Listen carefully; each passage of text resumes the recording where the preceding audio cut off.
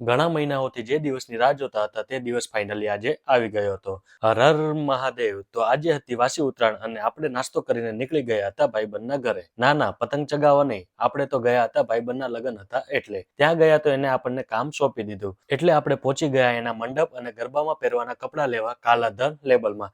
કાલાધર લેબલનું collection એટલે એક number હો ભાઈ, કઈ ઘટે જ નહીં. પછી આપણે કપડા પેકિંગ કરાવી લીધા અને મિરર ફોટોમાં થોડી હોશિયારી પણ મારી લીધી અને કપડા લઈને નીકળી ગયા ઘરે.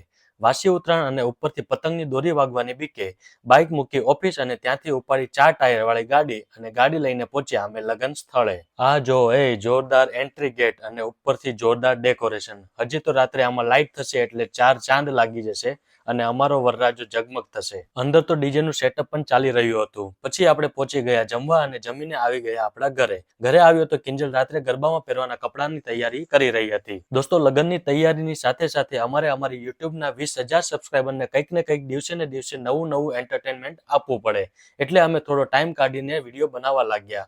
1-2 શોર્ટ્સ બનાવીને અમે લોકો રેડી થઈ ગયા અને પહોંચી ગયા વરરાજાના ઘરે. વરરાજાના ઘરે જતા પહેલા બીજા એક ભાઈબંધના ધાબે પહોંચી ગયા પતંગ ચગાવવા. પતંગ ઉપર મારી ચેનલનું નામ લખીને પતંગ ચગાવી દીધો, જેથી કરીને પતંગ જેના ઘરે જાય એ મારા વિડીયો જોવે અને ચેનલને સબસ્ક્રાઇબ કરે, કારણ કે આપણે 2025માં 100K સબસ્ક્રાઇબર પૂરા કરવાના છે. પતંગ ચગાવતા યાદ આવ્યું કે આપણે તો જવાનું હતું મંડપ મુહૂર્તમાં, એટલે પહોંચી ગયા પાછા વરરાજાના ઘરે. વરરાજાને દૂધ જેવો ધોળો કરવાની તૈયારી ચાલી રહી હતી અને બીજા બધા સ્કૂલના ભાઈબંધો એક સાથે ઘણા દિવસ પછી ભેગા થયા હતા અને સ્કૂલોની એ પળોને યાદ કરતા હતા. મંડપ મુહૂર્તનો ટાઈમ થઈ ગયો હતો એટલે અમે પહોંચી ગયા હતા પાછા ફાર્મ પર. એક બાજુ ગોરબાપાએ શ્રી ગણેશાય નમઃ કરીને વિધિ ચાલુ કરી અને આપણે પહોંચી ગયા સોડા પીવા માટે. સોડા પીને પાછા આવતા હતા એટલે અમે લોકોએ રસ્તામાં જોઈ ટાર્ઝન ધ વન્ડર કાર. બોલો જુબાકેશજી.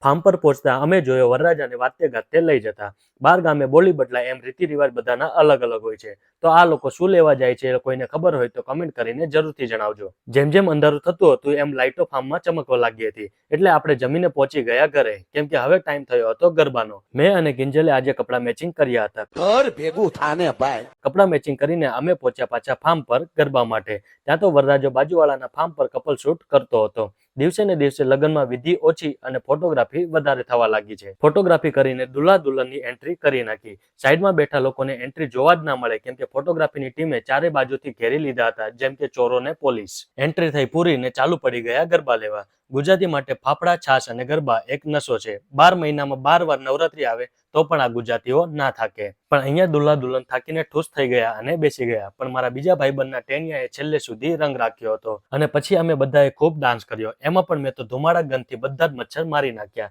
મચ્છર મારીને પાછા ખૂબ જ નાચવા લાગ્યા. ત્યાં તો વરરાજો સ્પીકર પર ચડીને મચ્છર મારવાની દવા છાંટવા લાગ્યો અને આમનામ ગરબા થયા પૂરા. ડે 2 અને આજના ફંક્શનમાં હતું હલ્દી અને રાતના લગ્ન. એટલે આપણે તો સવારમાં મસ્ત ગરમા ગરમ ભાખરી અને રાયતા મરચા દાબી લીધા. હલ્દીનો પ્રોગ્રામ હતો એટલે આપણે પીળા કલરના કપડા ઠપકારીને નીકળી ગયા ભાઈબંધના ઘરે. ત્યાં અમારા મોહિતભાઈને જાનમાં પહેરવાનું બ્લેઝર યાદ આવ્યું એટલે આપણે પાછા નીકળી ગયા કાલાધર લેબલમાં. બ્લેઝર લઈને નીકળી ગયા પાછા ફંક્શનમાં. એક બાજુ હલ્દીનો કાર્યક્રમ ચાલતો હતો અને એક બાજુ અમે બધા મિત્રો મંગેશની ઇડલી અને મેંદુવડા ઝાપટવા લાગ્યા. પછી અમે લોકો પણ ફૂલોની હલ્દી રમવા માટે સ્ટેજ પર પહોંચી ગયા. હલ્દીમાં જેના લગ્ન બાકી હોય એના ગાલ ઉપર હલ્દી લગાડવાથી એના જલ્દી લગ્ન ગોઠવાઈ જાય છે, એટલે અમારા બીજા કુંવારા ભાઈઓને હલ્દીવાળા કરી દીધા અને અમે ખૂબ નાચ્યા. નાચીને એટલી બધી ભૂખ લાગી કે રસ્તામાં ચીઝ આલુપુરી ખાવા ઉભા રહી ગયા. પાછો હું ઘરે કપડાં ચેન્જ કરવા આવી ગયો. વરરાજા કરતા વધારે તો અમે બંને માણસોએ કપડાં ચેન્જ કર્યા હતા. કપડાં ચેન્જ કરીને પાછા પહોંચ્યા અમે વરરાજાના ઘરે. ત્યાં તો વરરાજો ફાઇનલી રેડી થતો હતો અને ચહેરા પર એટલો બધો ઉત્સાહ હતો, કારણ કે આજે ભાઈ ઘોડે ચડવાના હતા. એક બાજુ સાફા બંધાતા હતા અને એક બાજુ શેરવાનીનું શૂટ ચાલતું હતું અને એક બાજુ બધા સ્કૂલના મિત્રો મજાક મસ્તી કરતા હતા. આ 2 દિવસો બધાને બહુ જ યાદ રહેવાના છે. દિવસે ને દિવસે વધતી જતી ફેશનના લીધે વરરાજાને ચુંદડી પહેરાવા આખું ઘર ગોતે ચડ્યું. પછી તો વરરાજાએ ગણપતિ બાપાના આશીર્વાદ લઈ લીધા અને ઘણા ટાઈમ પછી આજે લગ્નના ગીતો સાંભળવા મળ્યા.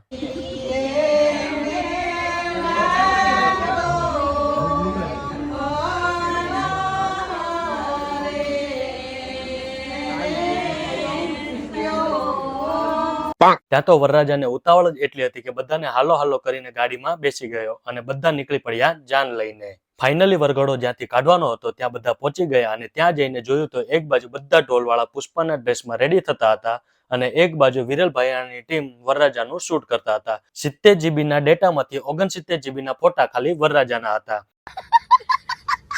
ત્યાં તો અમારા ટેણીએ ઢોલ વગાડવાનું ચાલુ કરી દીધું. લગ્નમાં અનંત અંબાણી પણ આવ્યા હતા. જેવો તેવો વરઘોડો થોડો હતો, આ તો મારા લંડન વાળા ભાઈબંધના લગ્ન હતા. પછી 2-3 વર્ષના એક્સપિરિયન્સ વાળા વરરાજાએ નવા વરરાજાને ઘોડી પર કઈ રીતે ચડવું તે બતાવતો હતો. ફાઇનલી વરરાજો ઘોડા ઉપર ચડી ગયો અને એક બાજુ ઢોલ પર ધમધમ દાંડીઓ પડવા લાગી. ઢોલ પરની દાંડીઓ હંમેશા એક સાવચેતનું સૂચન આપતી હોય છે કે ભાઈ અહીંયાથી પાછો વળી જા, આગળ જવામાં મજા નથી. પછી તો ઢોલ વાળા પણ પુષ્પાના સ્ટેપ કરવા લાગ્યા અને અમે લોકો ખૂબ નાચ્યા.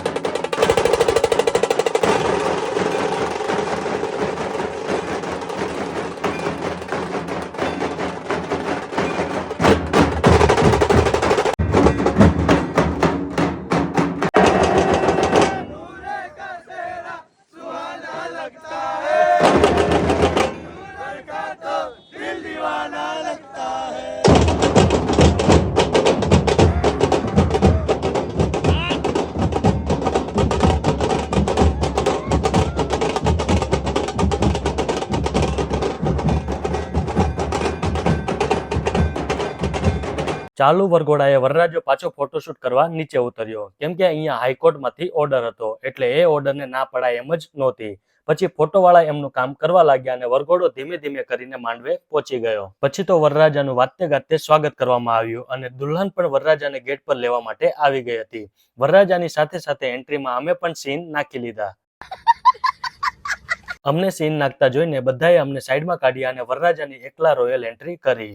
જેના લગ્ન હોય એને સાહેબ 2 દિવસ સેલિબ્રિટી જેવું ફીલ થાય, બાકી આ જ સેલિબ્રિટી કાલે સવારમાં ઉઠીને દૂધ લેવા જતો હશે. પછી અમે લોકોએ શરબતના ભૂક્કા કાઢી નાખ્યા. ત્યાં તો થોડી વારમાં બ્રાઇડલની પણ એન્ટ્રી થઈ અને બંને સ્ટેજ પર ચડીને બધાના આશીર્વાદ લીધા. ડિજિટલ ઇન્ડિયાના ડિજિટલ આશીર્વાદ. તમે બધા પણ કમેન્ટ કરીને કહેજો કે જૂના જમાનાના રિવાજ સારા હતા કે આ રિવાજ સારા છે. ત્યાં તો થોડી વારમાં દુલ્હનની પણ સોલો એન્ટ્રી થઈ.